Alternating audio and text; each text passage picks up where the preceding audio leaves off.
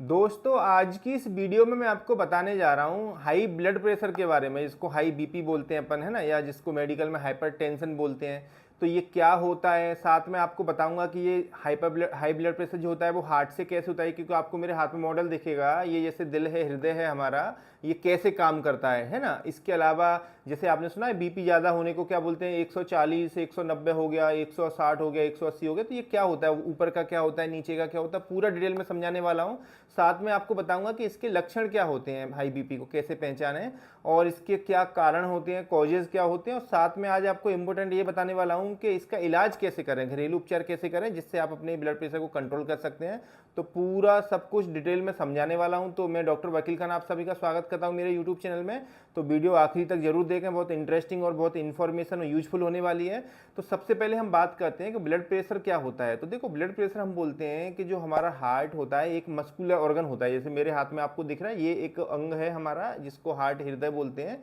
इसका काम होता है ब्लड को पंप करना, यानी इसके अंदर ब्लड आता है और फिर ये पंप करता है, आगे भेजता है, फिर लौट के चलता रहता है सर्कल, जैसे हमारी मोटर चलती है, एक साइड से पानी लेती जाती है, एक साइड में फेंकती जाती है।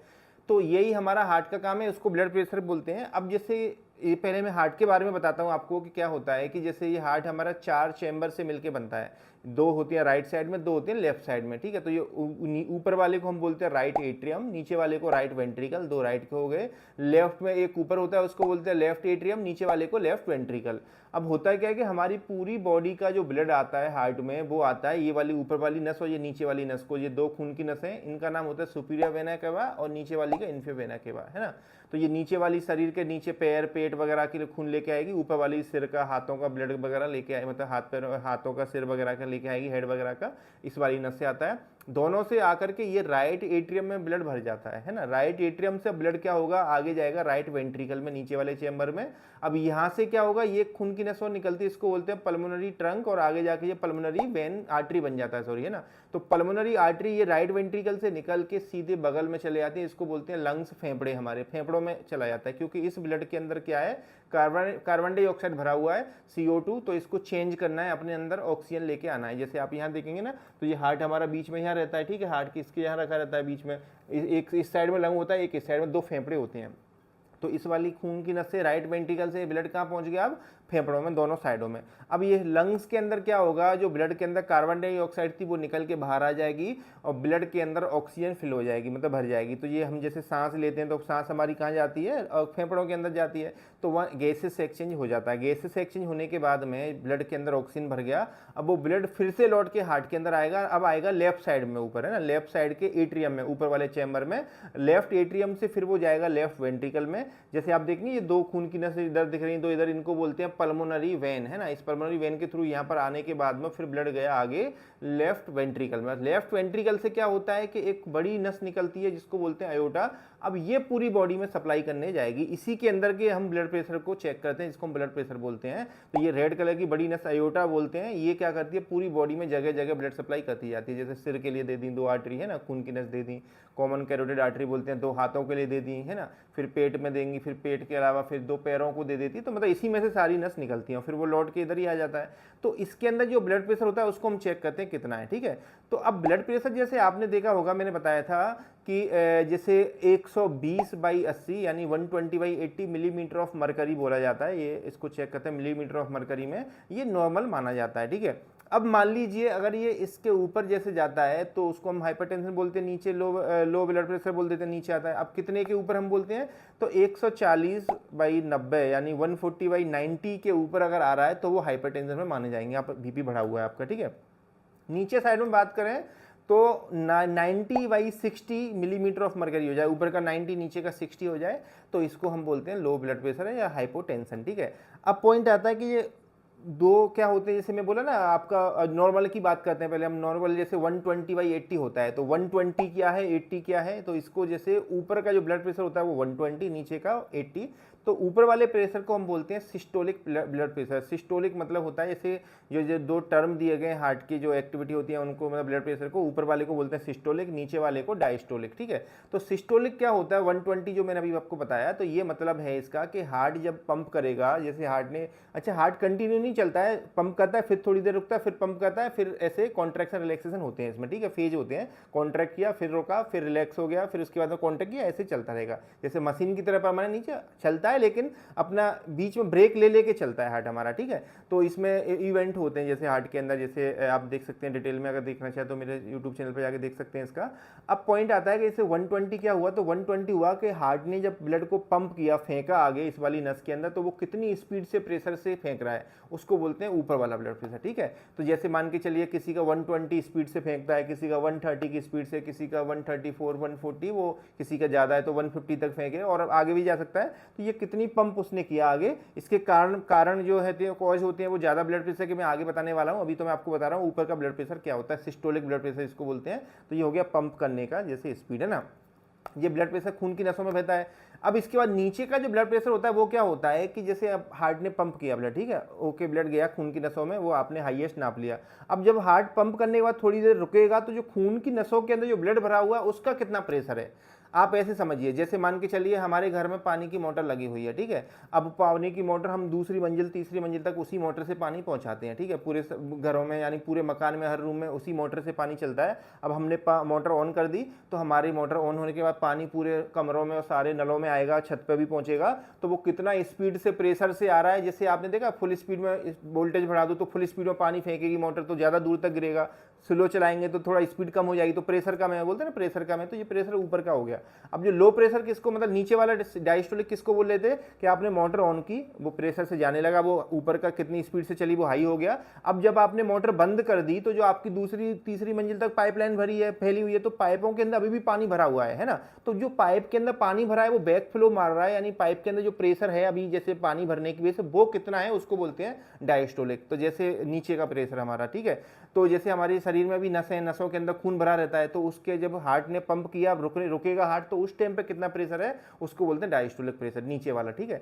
तो अब जैसे मान लो फिर आप पंप चालू करेंगे, जैसे मान लो हमारा हार्ट ने चालू किया, मान लो मेरे शरीर का 120 तक ऊपर जाता है, नीचे 80 है, तो अब 80 हो गया। अब जब मेरा हार्ट द्वारा जब प्रेशर बनाएगा ना, हार्ट पंप करेगा ब्लड को, तो पहले 0 से लेके 80 तक आएगा, तब जाके उसके बाद ब्लड आगे जाना भरना चालू होगा, क्योंकि खून की नसों के अंदर ही 80 पे भरा है। अब मैं उसको 40 की स्पीड से चलाऊंगा तो क्या ऊपर जाएगा, नहीं जाएगा, वो तो 80 को क्रॉस करेगा तब जाके आके बढ़ेगा। तो आपको आई होप समझ में आ गया होगा ऊपर का प्रेशर क्या होता है, नीचे का क्या होता है। इनको हमें दोनों को चेक करना पड़ता है, इससे हमें लिंक समझ में आता है कि कितना है वो, ठीक है। तो ये तो हो गया ब्लड प्रेशर। अब हम बात करते हैं कि इसके ब्लड प्रेशर ज़्यादा होता है, जैसे मैंने बताया ना 140/90 जो है ऊपर नीचे का हो गया, तो उसके ऊपर जो भी होगा उसको हम हाइपरटेंशन या हाई बीपी बोल देते हैं, क्योंकि ये एक साइलेंट किलर है भाई, बहुत रिस्की होता है हाइपरटेंशन जो है। इसके कॉम्प्लिकेशन देखें तो आपकी जैसे बोल सकते हैं ब्रेन हेमरेज कर सकता है ना, हमारे ब्रेन के लिए बहुत ज़्यादा नुकसानदायक है, हार्ट के लिए नुकसानदायक, खुद के लिए भी है, बाकी किडनियों के लिए नुकसान है, बहुत बड़ा रिस्की रहता है। तो हमें बड़ा ध्यान देना पड़ता है, हाइपरटेंशन ज़्यादा नहीं होना चाहिए हमारा, यानी ज़्यादा बीपी नहीं होना चाहिए। तो अब हम बात करते हैं इसके कारण क्या क्या होते हैं, बेसिक कारण क्या क्या हैं हाइपरटेंशन के, यानी कॉज क्या होते हैं। तो देखो इसका पहला कारण होता है आप बहुत ज़्यादा टेंशन ले रहे हैं, यानी कि आपने स्ट्रेस ले लिया, बहुत ज़्यादा टेंशन ले लिया, तो इसकी वजह से आपका बीपी बढ़ सकता है। दूसरा, आप अपने खाने में एक लिमिट से ज़्यादा नमक खा रहे हैं, सॉल्ट खा रहे हैं, तब भी आपका बीपी बढ़ जाएगा, है ना। सॉल्ट क्या होता है, जो नमक होता है वो क्यों बढ़ाता है, उसके अंदर सोडियम होता है, जैसे सोडियम क्लोराइड नमक को ही बोलते हैं। सोडियम क्या करता है, सोडियम की जो क्वालिटी होती है वो पानी को रिटेन करता है अपने पास में, यानी जैसे अगर मैंने ज़्यादा नमक खा लिया तो मेरे शरीर में नमक आ गया ज़्यादा, तो वो अपने पास पानी को रखेगा, और जब पानी रखेंगे तो पानी, जब ब्लड में ज़्यादा पानी होगा तो लोड ज़्यादा पड़ेगा ना हार्ट के ऊपर। जब भाई जैसे क्या होता है, आप पूछेंगे कि सर हम तो पानी मुंह से पी रहे हैं और नमक भी खा रहे हैं, तो वो ब्लड में कैसे आएगा। तो आपको ध्यान रहे कि हम जो भी खाते पीते हैं वो हमारा सारा मुंह से खाएंगे, उसके बाद गले में जाएगा, फेरेंक्स में, फिर ईसोफेगस फूड पाइप में, फिर पेट में आएगा, स्टमक के अंदर आएगा, स्टमक से फिर छोटी आंत में स्मॉल इंटेस्टाइन, और लार्ज इंटेस्टाइन बड़ी आंत में जाता है। अब जैसे जैसे छोटी आंत बड़ी आंतों में चलता है, इसमें से जो भी हमने खाना खाया, पानी पिया, जो भी है मिनरल विटामिन जो भी खाएंगे, नमक सॉल्ट वगैरह, वो सारा निकल के खून में आ जाता है। खून नस होती है, नसों से जुड़ी होती है हमारी आंतें, तो वो एब्जॉर्ब करती जाती है आंत हमारी, और खून में भेज देती हैं। तो जो भी खाया पिया खून में आ गया। तो अब जब हम नमक ज़्यादा खा लेते तो उसके अंदर सोडियम है, तो सोडियम क्या करेगा कि जो हमने पानी पिया उसको खून के अंदर ही रोक के रखेगा, अगर मान लो मैंने नमक कम क्या खाया, जितना मेरी ज़रूरत है उतना खाया मैंने, क्योंकि नमक ज़रूरी भी है शरीर के लिए, सोडियम चाहिए हमें शरीर को, है ना, क्लोराइड भी है इसलिए चाहिए, सोडियम पोटेशियम मेंटेन करने के लिए। अब मान लो मैंने नमक कम खाया है तो क्या होगा कि मेरे जो मैंने पानी पिया है ना, वो जितना पानी मेरे शरीर को चाहिए, जितना ब्लड में चाहिए उतना रुकेगा, बाकी ब्लड जाएगा किडनी में। किडनी क्या करेंगे, गुर्दे हमारे पानी को फिल्टर करके अगर ज़्यादा है तो वो यूरिन बना के निकाल देंगे, तो वो नॉर्मल एक्स्ट्रा पानी निकल जाएगा। लेकिन अगर जिस बंदे ने नमक ज़्यादा खा लिया, बीपी का मरीज है वो, तो क्या होगा, उसके ब्लड में पानी भरा रहेगा, मतलब वो पानी को निकलने नहीं देगा, बाहर आने नहीं देगा। तो क्या होगा, ब्लड के अंदर पानी ज़्यादा होगा, ब्लड का वॉल्यूम ज़्यादा हो जाएगा, तो उसके ऊपर हार्ट के, क्योंकि ब्लड को पंप कौन करता है, हार्ट ही करता है पूरे सिर से लेकर पैर तक, तो इसके ऊपर ज़्यादा लोड हो जाएगा तो बीपी बढ़ जाएगा। तो हमें ऐसा नहीं करना है। सोडियम, जिन लोगों को ज़्यादा प्रॉब्लम है, ब्लड प्रेशर की प्रॉब्लम होती है, वो सोडियम कम लें, मतलब नमक कम लें, जितना आपकी ज़रूरत से ज़्यादा नहीं लेना है, ठीक है। अब पॉइंट आता है, अगर जिनको बीपी है वो तो और कम कर दें, जितना ज़रूरत है उससे भी थोड़ा कम रखें तो ज़्यादा अच्छा रहेगा। मैं आगे बताने वाला हूँ वो चीज़ें। तो ये हो गया दूसरा, नमक का अत्यधिक सेवन करना। इसके अलावा फिर जैसे आप जो है ज़्यादा ओबेसिटी हैं, मतलब ओबेस मतलब मोटापा ज़्यादा हो गया, वजन ज़्यादा हो गया है, तब भी आपका जो है बीपी बढ़ सकता है। तो भाई मोटापा ना करें, है ना, अपना हेल्दी डाइट लें। इसके अलावा आप एक्सरसाइज नहीं करते हैं, फिजिकल एक्टिविटी नहीं करते हैं, तो ये भी एक कारण है आपका जो बीपी बढ़ने का। तो फिजिकल एक्टिविटी करनी पड़ेगी, आगे इलाज में बताऊंगा वो मैं आपको, ठीक है। इसके अलावा जैसे आप एक्सरसाइज नहीं कर ले, कुछ लोगों की आदत होती है एल्कोहल पीना, यानी दारू पीना, शराब पीना, या फिर स्मोकिंग करना। तो स्मोकिंग करने वालों में और दारू पीने वालों में भी ब्लड प्रेशर की शिकायत देखने को मिलती है, तो ये भी ना करें, अच्छा रहेगा आपके लिए, ठीक है। इसके अलावा किसी किसी लोगों को फैमिली हिस्ट्री से आता है, जेनेटिकली आ जाता है, किसी दादा परदादा या फिर हमारे माँ बाप को किसी को होता है, तो हमें भी आने के चांस होते हैं। फैमिली हिस्ट्री होती है कुछ लोगों की, कोई कारण नहीं है, लेकिन फिर फैमिली की हिस्ट्री की वजह से हमें आ गया, ठीक है। तो ये तो हो गए कारण हमारे causes of the blood hypertension, ठीक है। अब बात करते हैं हम इसके लक्षण क्या होते हैं। अगर हमें जैसे ब्लड प्रेशर है तो हमें क्या क्या लक्षण दिखेंगे। तो देखो, सबसे पहले हमें सिर दर्द हो सकता है, हमें हेडेक हो सकता है, सिर दर्द होता है बार बार जब भी ब्लड प्रेशर बढ़ता है। इसके अलावा दूसरा, हमें चक्कर आते हैं, जैसे डिजीनेस बोलते हैं, चक्कर आना, है ना, एकदम जैसे सिर घूमता है, ऐसा लगता है चक्कर आ रहे हैं। हमें बेचैनी हो सकती है बहुत ज़्यादा, है ना, थकान हो सकती है, हमारे शरीर में बहुत ज़्यादा वीकनेस लगती है, ठीक है। इसके अलावा जैसे हमें सांस लेने में तकलीफ होने लगती है। सांस के अलावा जैसे कभी कभी कुछ लोगों को नाक से ब्लीडिंग, नोज ब्लीडिंग होने लगती है, नाक से खून आने लगता है हाइपरटेंशन के केस में। और बहुत ज़्यादा जैसे किसी किसी को, मैंने बोला ना, एकदम अनईजी लगेगा, बेचैनी होगी उसको। तो ये होते हैं हमारे जैसे लक्षण जो हैं, मेन लक्षण जो होते हैं हाई बीपी के, ठीक है।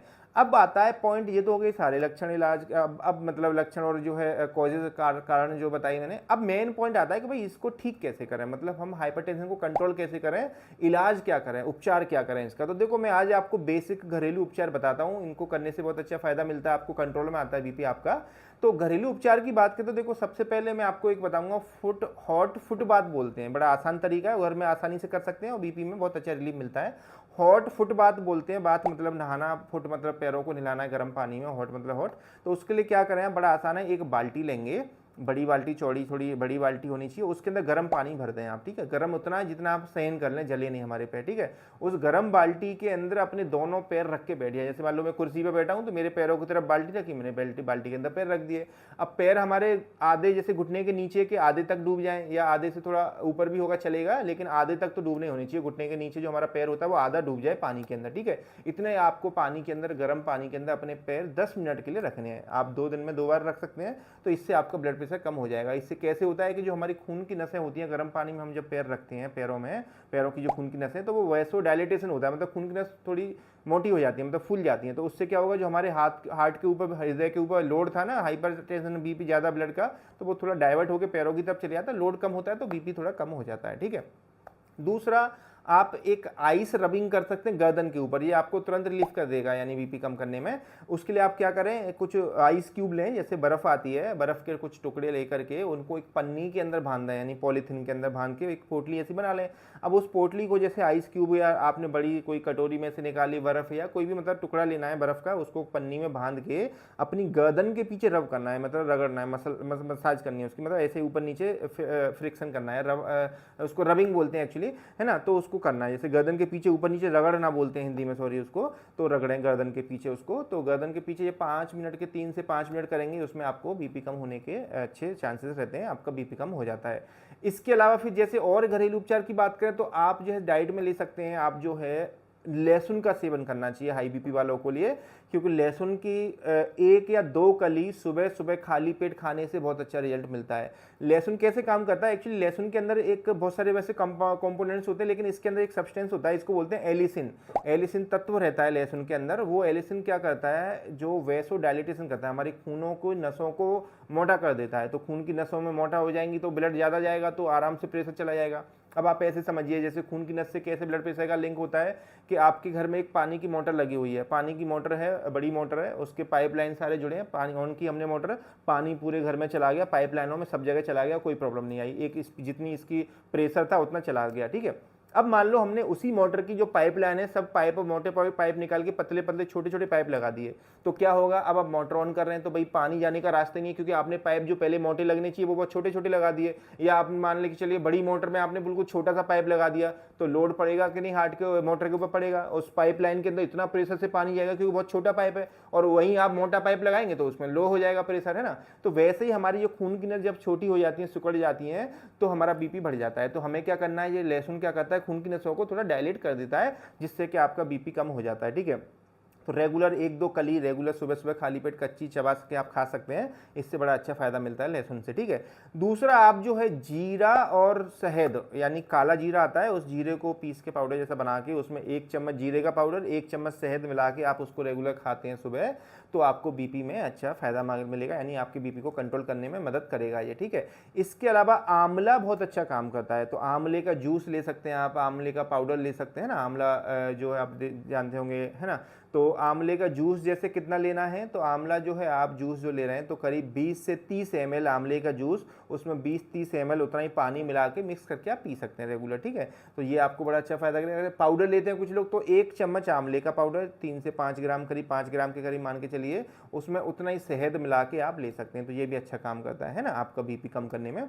और इसके अलावा हम बात करें और क्या करना है, तो देखो इसमें तुलसी के पत्तों का भी बड़ा अच्छा फायदा रहता है। मतलब तुलसी के पत्ते जो आते हैं, 5 से 6 तुलसी के पत्ते आप रेगुलर सुबह सुबह चबा के खाते हैं तो अच्छा फायदा मिलेगा। इसके अंदर भी बहुत सारे एंटीऑक्सीडेंट और बहुत सारे फायदे रहते हैं इसके, तो आपको फायदा देगा। इसके अलावा आप मेथी के दाने भी खाएंगे तब भी बीपी में फायदा मिलेगा, है ना। तो मेथी के दाने, 1 चम्मच मेथी के दाने रात को पानी में भिगो के रखो और सुबह उनको चबा चबा के खा लीजिए, तो अच्छा फायदा मिलता है ना। इसके अलावा लेमन और हनी वाटर आप पी सकते हैं। लेमन और हनी वाटर में, जैसे लेमन में क्या है, पोटेशियम और मैग्नीशियम, ये सारे मतलब सब्सटेंस होते हैं अच्छे, है ना, विटामिन सी भी होती है।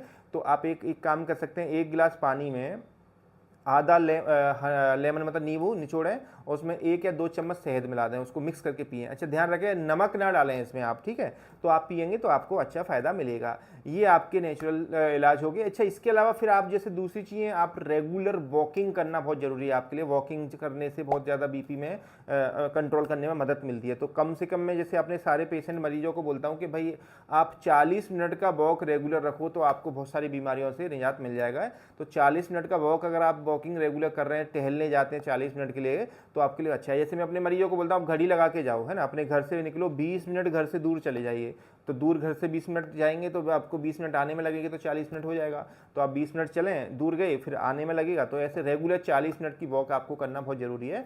इसके साथ में आप योगा या कोई दूसरी एक्सरसाइज कर सकते हैं। योगा में भी बहुत अच्छे फायदे मिलते हैं इसके, ठीक है। आप योगा में प्राणायाम कर सकते हैं। प्राणायाम में अनुलोम विलोम प्राणायाम अच्छा काम करता है इसमें, आपका मेंटल स्ट्रेस को कम करने में और आपका बीपी कम करने में, ठीक है।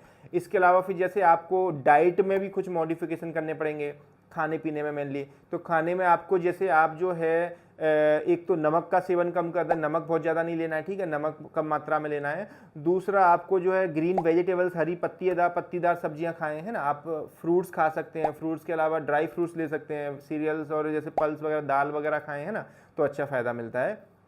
तले भुजे ऑयली आइटम बिल्कुल ना खाएं आप, ज़्यादा जंक फूड फास्ट फूड ज़्यादा ना खाएं, क्योंकि आप खाएंगे तो बीपी नहीं कम होगा आपका, ठीक है। तो तले भुजे मिर्च मसाले वाले फास्ट फूड जंक फूड ज़्यादा नहीं लेने हैं आपको।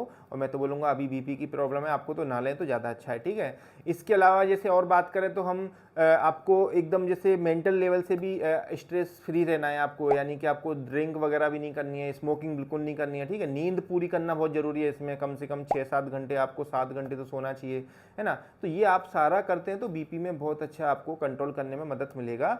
लेकिन ध्यान रहे कि अगर आपका बीपी बहुत ज़्यादा हो रहा है, भाई कंट्रोल से बाहर हो रहा है और आपको बहुत ज़्यादा दिक्कत आ रही है, तो आप अपने डॉक्टर से ज़रूर मिलें, पास के किसी भी डॉक्टर से जाके मिलें। और साथ में ये भी कर सकते हैं अपने डॉक्टर को बता के, तो कोई दिक्कत की बात नहीं है, ठीक है। तो ये था पूरा ब्लड प्रेशर के ऊपर, मैंने आपको समझाया कैसे कम करना है, क्या लक्षण होते हैं, क्या कारण होते हैं। तो ऐसी ही और वीडियो देखना चाहते हैं तो आप मेरे चैनल पे जाके देख सकते हैं। साथ में मैंने लो बीपी के ऊपर भी अलग से वीडियो बना रखी है, आप मेरे चैनल पे जाके देखेंगे तो मिल जाएगा। या ऊपर जैसे लो बीपी की एक लिंक आ रही है, उसको आप टच करेंगे तो तब भी आपके लिए वीडियो चल जाएगा, या मैं डिस्क्रिप्शन में भी दे दूंगा, या आप मेरे चैनल पे जाके देख सकते हैं। और बाकी दूसरे सिस्टम के ऊपर वीडियो मैंने बना रखी है, कॉन्स्टिपेशन कब्ज के ऊपर कैसे होता है ना, या फिर जैसे और भी ऐसे सिस्टम कैसे काम करते हैं, हमारा दिल कैसे काम करता है, डाइजेशन कैसे काम करता है, काफ़ी सारी हेल्थ रिलेटेड वीडियो मेरे चैनल पे आपको मिल जाएंगी। तो आई होप आपको वीडियो अच्छी लगी है, और अच्छी लगी है तो भाई जिनको ज़रूरत है उनको शेयर करें अपने फैमिली मेम्बर को, या आपके जो भी पहचान वाले हैं जिनको हार्ट प्रॉब्लम या हाई बीपी की प्रॉब्लम है उनको शेयर करें।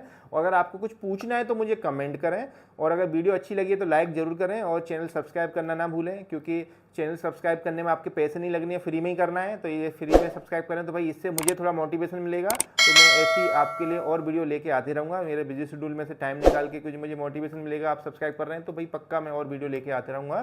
तो मैं डॉक्टर वकील खान मिलता हूँ ऐसी किसी नेक्स्ट वीडियो में। Thank you.